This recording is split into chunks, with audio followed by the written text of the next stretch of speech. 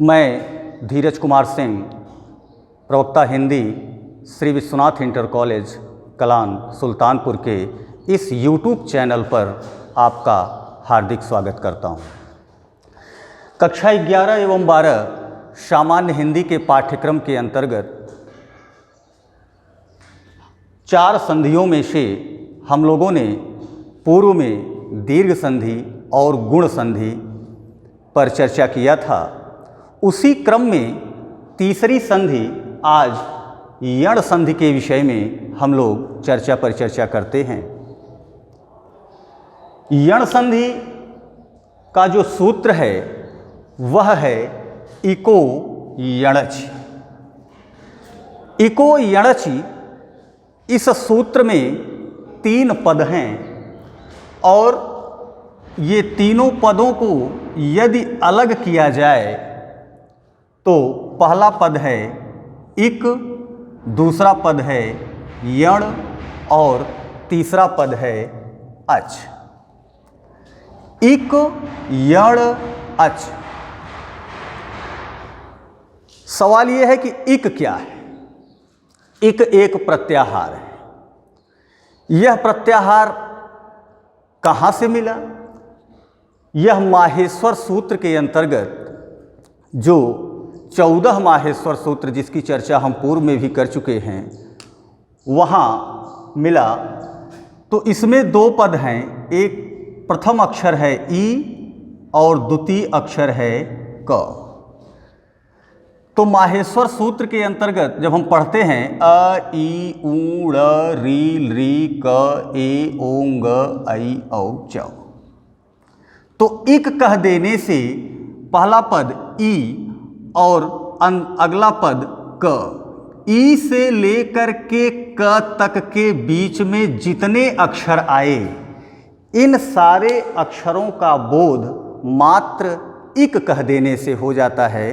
पूर्व वीडियो में भी मैंने बताया था कि इसकी व्यवस्था पाणिनि वैयाकरण में या व्याकरण में क्यों की गई।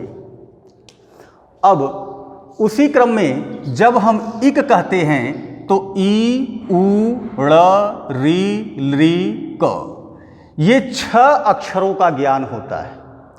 इस क्रम में हम देख रहे हैं कि ड़, यह हलंत लगा हुआ है। इसका मतलब है कि ड़ आधा अक्षर है और यह सिर्फ प्रत्याहारों की सिद्धि के लिए इसका प्रयोग किया जाता है। तो ड़ को लोप कर देते हैं और वही स्थिति क के साथ है। यह सिर्फ प्रत्याहारों की सिद्धि के लिए होते हैं और इनका कोई उपयोग नहीं है और यह आधे अक्षर भी माने जाते हैं। तो हमको जो इक कह देने से 4 अक्षर मिले, ई उ री और ली, ये 4 अक्षर मात्र इक कह देने से इनका भान हो जाता है। अब दूसरा पद है यण। यण, यह भी एक प्रत्याहार है। इस प्रत्याहार में जब हम अगले क्रम पर चलते हैं हयवरट, तो हयवरट में य व र ल, इन 4 अक्षरों का ज्ञान होता है। तीसरी और अंतिम बात अच। अच कह देने का अर्थ है कि असमान स्वर। अब सूत्र की परिभाषा भी इसी पर आधारित है। यानी इक के स्थान पर यदि इसकी परिभाषा दी जाए तो इक के स्थान पर क्या यण हो जाएगा, लेकिन कब? एक शर्त है, अच असमान स्वर रहने पर। यह इस संधि की एक तरह से परिभाषा भी इसी सूत्र में ही निहित है। तो इक के स्थान पर यण होगा अच असमान स्वर रहने पर। लेकिन होने का तरीका क्या है, यह भी जानना बहुत जरूरी है। होगा कैसे? ई के स्थान पर य, उ के स्थान पर व, री के स्थान पर र और री के स्थान पर ल होगा। कुछ बच्चे सोच रहे होंगे कि ई के स्थान पर यह क्यों यह हुआ और कोई अक्षर क्यों नहीं हुआ। तो हमने पूर्व वीडियो में भी इस संदर्भ में एक चर्चा किया था, लेकिन आज हम दूसरी बात पर इस संदर्भ में बताना चाहेंगे कि हर वर्ण का, हर अक्षर का एक संस्कार होता है और हर वर्ण, हर अक्षर का एक उच्चारण स्थान होता है। जैसे यदि हम अपने दोनों होठों का प्रयोग न करें तो हम प शब्द बोलें, हम बोलें प। अगर हमको प बोलना है तो अपुप मध्यनीया नाम ओष्ठौ, इस सूत्र के माध्यम से जब तक हम अपने दोनों होठों को नहीं सटाते हैं तब तक हम प का उच्चारण नहीं कर सकते हैं। तो हर वर्ण, हर अक्षर का अपना एक संस्कार है, अपनी एक प्रकृति है। अब ई के स्थान पर य, ऊ के स्थान पर व, री के स्थान पर र और री के स्थान पर ल हो जाएगा, लेकिन एक शर्त इसने लगा रखी है, असमान स्वर रहने पर। अब यहीं अगर हम लिख दें कि समान स्वर होने पर, समझने के लिए, अगर यहां पर होता समान स्वर होने पर, तो समान स्वर का मतलब यह हो गया कि जो स्वर पहले आया वही स्वर बाद में आया, तब यहां कौन संधि हो जाती? तब यहां दीर्घ संधि हो जाती।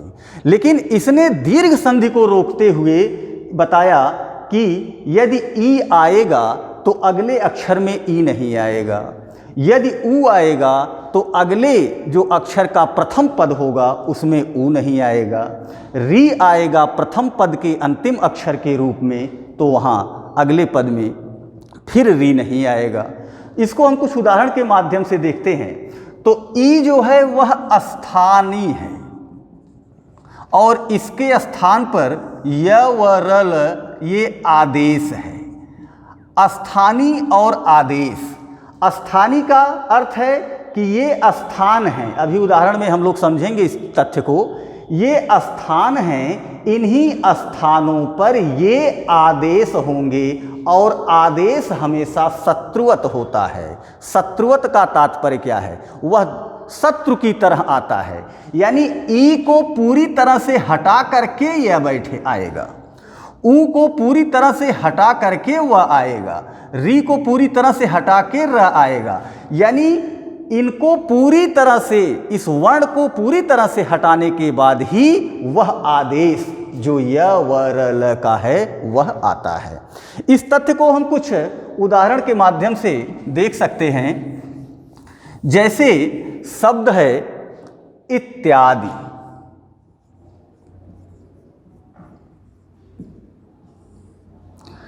इसका जब हम विच्छेद करते हैं तो लिखते हैं इति धन आदि।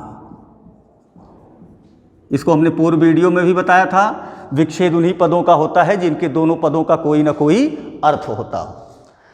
अब इति धन आदि, अब इसका हम विच्छेद किए, इति में हमको क्या मिला? छोटी ई मिली।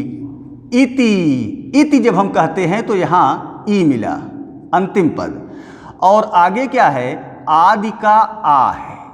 यानी इस सूत्र की इस सूत्र को की सारी शर्तों को हम पूरा कर रहे हैं कि असमान स्वर होने पर ई के स्थान पर य होगा, यानी ई इधर आया लेकिन ई इधर नहीं आया, असमान स्वर हुआ। यदि समान स्वर होता तो दीर्घ संधि हो जाती, तब यहाँ पर यण संधि नहीं हो सकती थी। अब देखिए, जब इत के ई को हम निकाल लिए तो इस पद को हम इसकी पूरी व्युत्पत्ति तक जाते हैं कि इत्यादि शब्द बना कैसे। अब जैसे इत के ई को जब हम निकाल लिए तो यहाँ क्या हो गया? इत, ये मात्रा हम यहाँ से निकाल लिए, इत की मात्रा को हमने यहाँ निकाल लिया। अब यह बन क्या गया? ई। तो अब चूंकि ई के स्थान पर आएगा क्या? य। आगे क्या है? आदि। अब यहां देखिए, इत धन य धन आदि। यह क्या है? व्यंजन है। अ क्या है? स्वर है। पूर्व वीडियो में भी हमने चर्चा किया था कि कोई भी व्यंजन अक्षर बिना स्वर की सहायता के उच्चरित नहीं होते उनका उच्चारण नहीं किया जा सकता।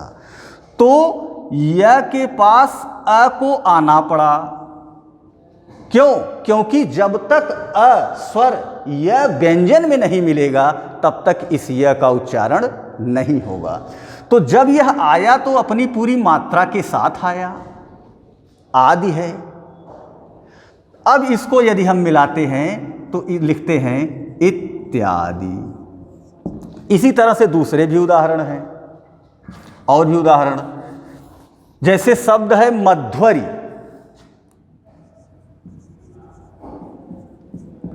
जब हम इसका विच्छेद करते हैं तो लिखते हैं मधु धन अरि। मधु में देखिए छोटा ऊ, आगे क्या है? अ है, असमान स्वर, ऊ के स्थान पर व। अब मधु के ऊ को जब निकाल लिए तो क्या हो गया? ये मध हो गया। क्यों? क्योंकि ऊ की मात्रा को निकाल लिया बाहर, बचा क्या? म ध। अब ऊ के स्थान पर व, आगे अरि। ये क्या है? व्यंजन। ये क्या है? स्वर। कोई भी व्यंजन अक्षर बिना स्वर की सहायता के उच्चरित नहीं होते, इसलिए इस व के पास अ को आना पड़ा। क्यों? उच्चारण के लिए। जब तक आएगा नहीं तब तक उच्चारण नहीं होगा। अब इसको मिला दिया, क्या हो गया? मध्वरी। इसी तरह अन्य भी उदाहरण हैं, जैसे शब्द है लाकृति।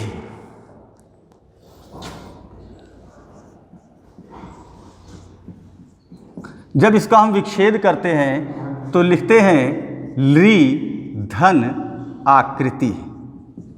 लृ में क्या है? री, और ल का दीर्घ नहीं होता। वैयाकरण में ई ऊ री का तो दीर्घ होता है, लेकिन लृ का दीर्घ नहीं होता। तो यहाँ पर भी री और असमान स्वर होने के कारण यहाँ भी जो पूर्ण रूप बनता है वह लाकृति का ही बनता है। इसके साथ ही आगे की वीडियो में तब तक आप दिए गए इन तथ्यों का अभ्यास करते रहें। आगे फिर अगली संधि पर चर्चा